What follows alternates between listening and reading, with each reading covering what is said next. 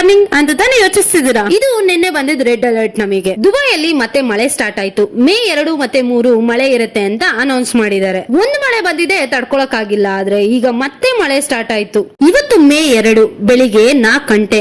ನೋಡಿ ಮಳೆ ಹೇಗ್ ಜೋರಾಗಿ ಬರೋದಕ್ಕೆ ಸ್ಟಾರ್ಟ್ ಆಯ್ತು ಅಂತ. ದುಬೈ ಗವರ್ನಮೆಂಟ್ ಬಂದು ರೆಡ್ ಲೈನ್ ವಾರ್ನಿಂಗ್ ನ ಕೊಟ್ಟಿದ್ದಾರೆ ಎಲ್ರಿಗೂ.